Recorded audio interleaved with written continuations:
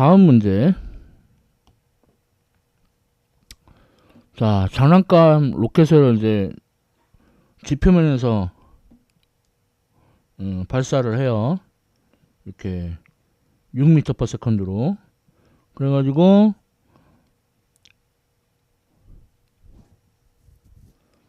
16m 높이까지는 이제 2m/s/로 가속을 하고,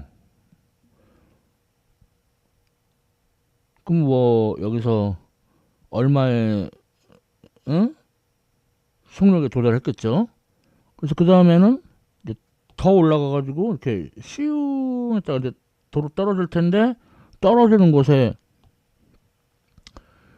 높이가 1m인 트럭이 있대요. 그래서 그 트럭에 이렇게 쾅쾅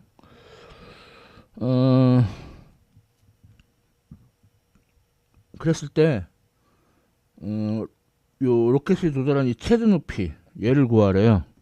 그러면 속도를 알아야 뭘 하던가 말던가. 그래서 이제 뭐 요런 거 얘기할 때 이제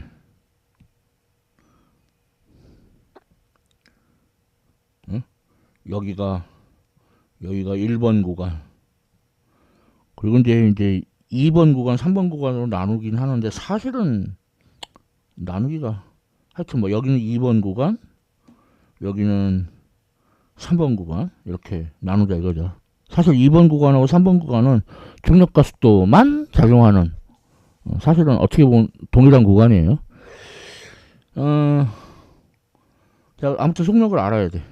그러면 이제 가속도 아니까 등가속도 운동 공식 중에 나중 속도의 제곱은 처음 속도의 제곱 더하기 2배의 가속도 곱하기 편이. 자, 이 공식을 이용합시다. 그래서 나중 속도 V 우리 구해야 돼요. 처음 속도는 6m/s, 그리고 가속도는 2m/s/라고 했고, 높이는 16m고 처음에 지표면에 있었고, 그러니까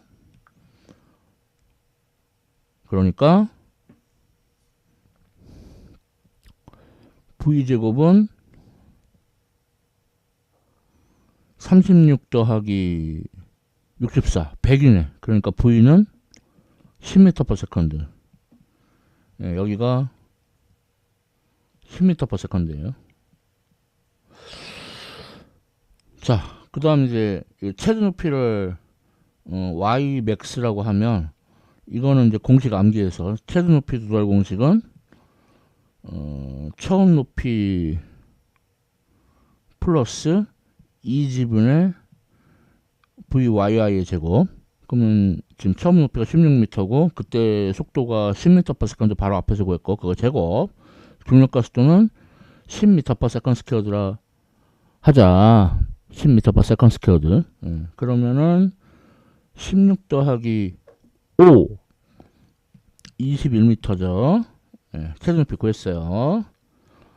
자, 다음 질문 B. 로켓이 운동한 전체 시간은, 그래서 세 구간으로 나눴잖아요. 그래서 첫 번째 구간 이제 운동한 시간은 뭐 여러 가지 방법으로 구할 수 있겠지만, 윗편이는 평균 속도 곱하기 시간, 이 등가속도 운동 공식 중에 얘를 한번 써먹어 봅시다. 자, 그러면은 나중에 높이가 16m, 처음은 빵, 처음 속도가 6m/s, 나중 속도가 10m/s. 그때 시간을 t1이라고 하면은 t1은 16 나누기 8, 2초네요. 그 다음에 두 번째 구간은 여기는 최대 높이 도달 시간, 그 시간 t초라고 하면은 아니야, g분의 v의 제곱.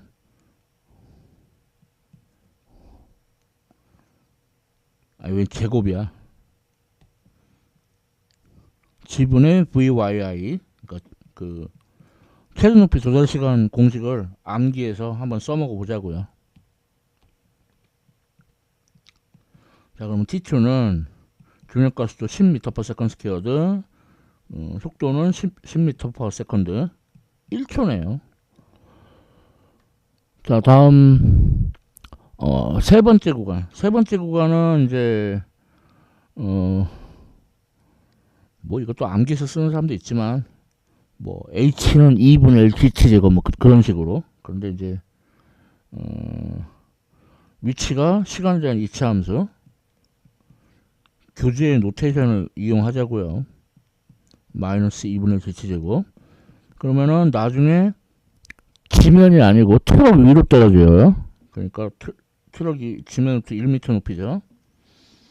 그리고 처음 높이는 저 꼭대기 최대 높이 질문 A에서 구한 거 21m. 그리고 가만히 놓았죠. 속도 0. 그리고 이때 시간은 t3라고 합시다. 그리고 중력가속도는 10m/s². 그때 시간이 t3. 그럼 t3는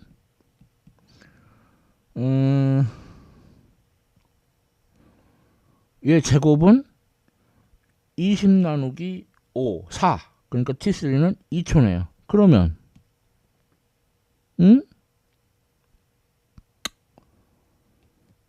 2초, 1초, 2초 요 세 개를 다 더해주면 5초네요. 5초. 전체 운동한 시간. 예, 뭐 예, 뭐 무난한 문제였다고 개인적으로는 생각이 됩니다.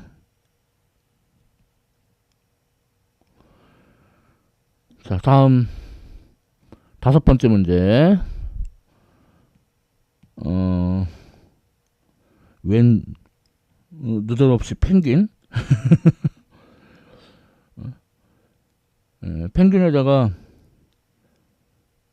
펭귄한테 끈을 묶은 거야. 뭐 어떻게 한 거야? 웬 느닷없이 펭귄?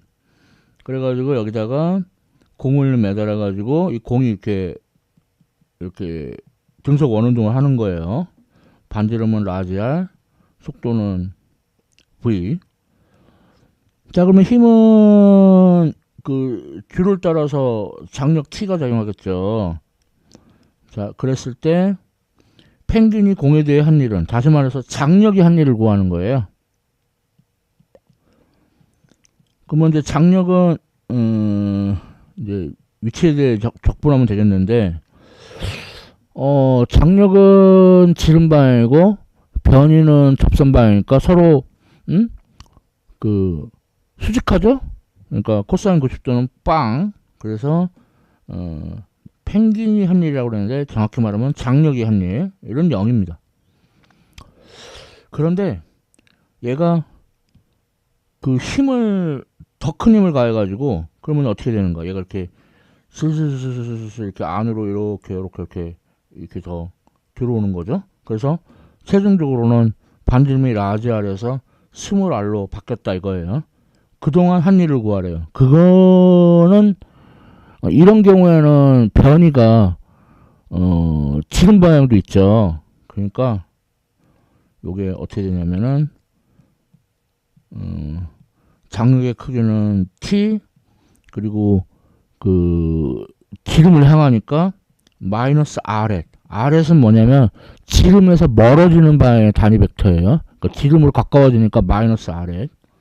도트 프로덕트 하고, 원래 dr 벡터가 원래는 이제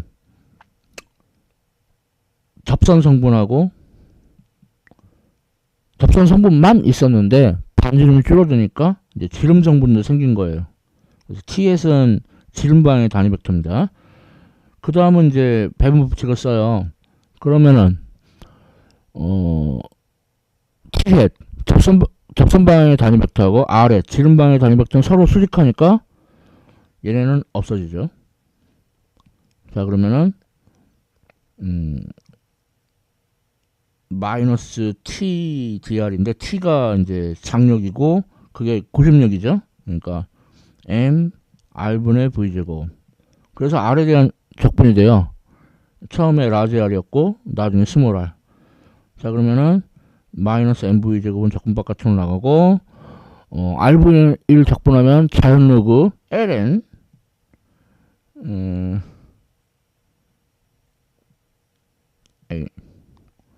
이렇게 되고 적분 구간 라지 R에서 스몰 R.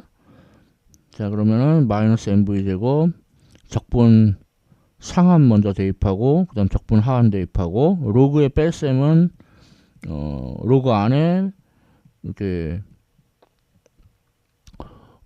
분생틀을 쓸 수 있죠. 근데 이제 앞에 마이너스 부호를 없애면은 로그 안에 이 분모 분자가 바뀌죠. 역수치하죠. 아니 역수치하라고. 예, 그래서 이만큼의 일을 한다는 걸 알 수 있습니다. 그러니까 반지름이 일정할 때는 장력이 일을 안 하는데 반지름이 변하니까 지름 방향의 변이가 생겨서 장력이 한 일이 생겨요. 어렵죠? 뭐 이런 거 좀 찾아보기 힘든 문제입니다. 자, 다음 문제. 자, 다음 문제는 이제 뭐 많이 본 문제죠. 비탈면 위에 물체 있고 그리고 연직선상에 물체 또 있고 그래서 이제 근데 비탈면상에는 또 마찰이 있어요. 자, 그러면 자, 물체 1의 운동에너지 변화 플러스 물체 2의 운동에너지 변화 플러스 물체 1의 중력 포텐셜 에너지 변화 플러스 물체 2의 중력 포텐셜 에너지 변화 이걸 다 합하면 빵이 아니죠. 마찰이 있으니까 감소해요. 마이너스 운동 마찰력 곱하기 이동거리. 그래서 M1은 처음에 운동에너지 0이고 처음에 정지 있었어요. 이제 나중 운동에너지 M2도 처음에 정지 있었고 나중 운동에너지 둘은 속도 같아요. 자, 그 다음에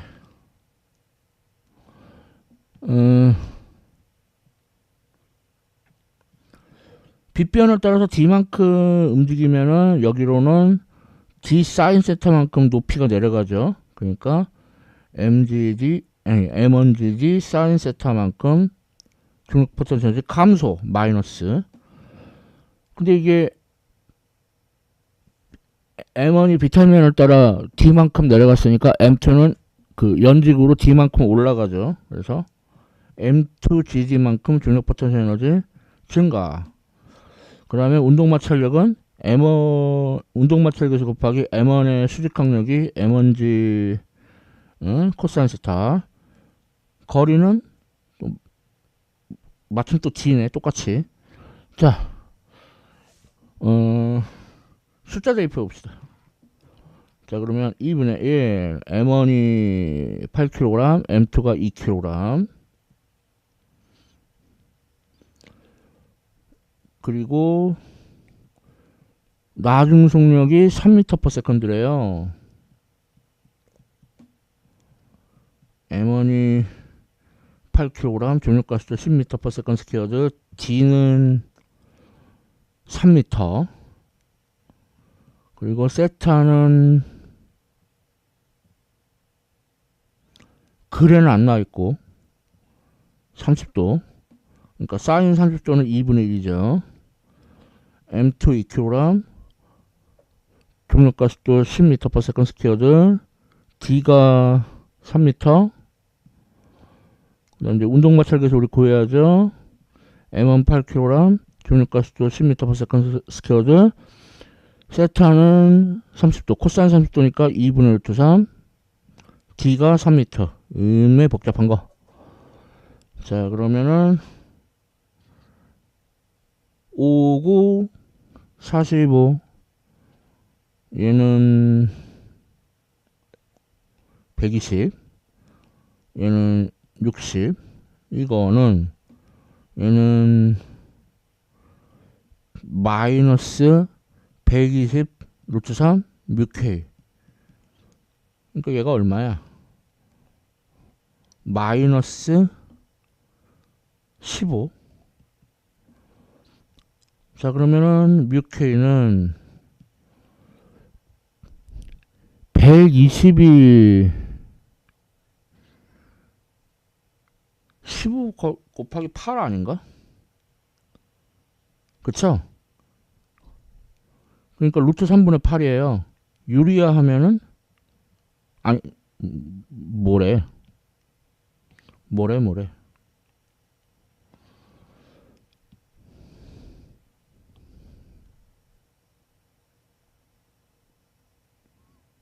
(8 루트 3분의 1) 그러니까 24분의 루트 3이 되겠네.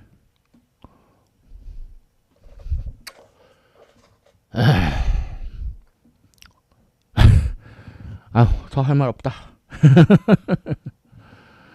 자, 다음 7번째 문제. 질량이 같은 두 입자가 이제 충돌하려고 하는데 관측자가 A는 정지해 있고 B는 질량 중심을 따라 움직인다. 근데 이때 A 질량 중심을 따라 움직이는 관측자가 봤을 때 전체 운동량. 그럼 질량 중심이 뭐 속도를 알아야 될 것 같아요. 자, 그럼 분모는 질량의 합, 분자는 질량과 속도를 곱한 것의 합. 근데 질량이 같으니까 결국 산술평균이 돼버려요. 그래서 12m/s 하고 마이너스 4m/s 질량이 같으니까 산술평균 8 나누기 2. 질량 중심의 속도가 4m/s입니다. 자, 그럼 관측자가 봤을 때 충돌 전에 총 운동량 토탈 그러면은 m 곱하기 속도에서 질량 중심의 속도 빼고 두 번째도 속도에서 질량 중심의 속도 빼고 그러면 둘 다 10kg 그리고 12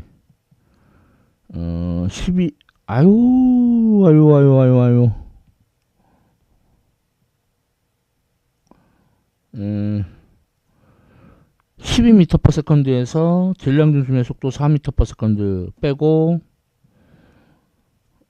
10kg 질량 중심의 속도 마이너스 4m/s에서 질량 중심의 속도 빼고 그러면은 80 빼기 80 0이네요.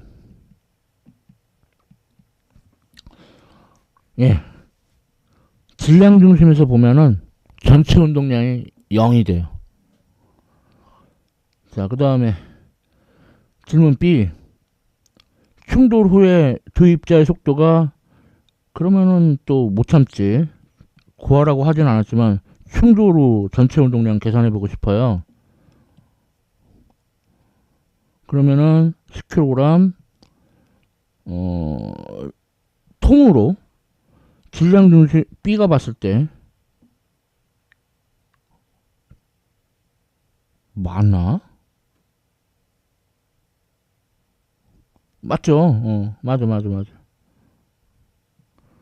그 다음에 10kg 마이너스 6m/s. 그러니까 충돌 전이나 후나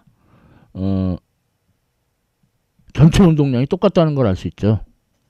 그래서 해본 거예요. 자, 다음 질문 B. 이번에는 A가 봤을 때.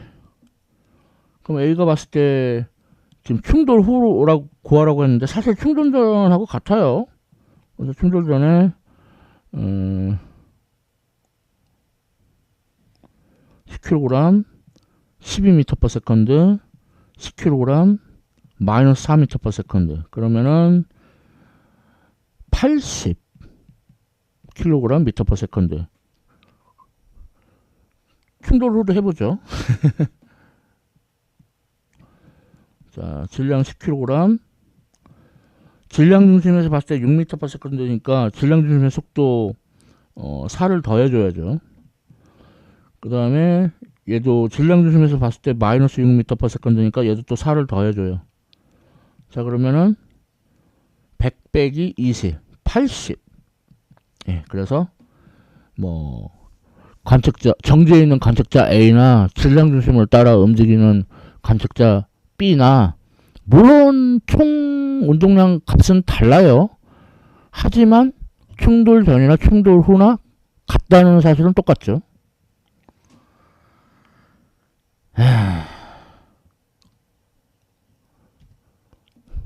왜 이렇게 D가 개운치가 않지? 개운해야 되는데. 아무튼 이렇게 해서 2013년 1학기 증권시험 기출문제를 다 풀어봤습니다. 시청해주셔서 감사합니다.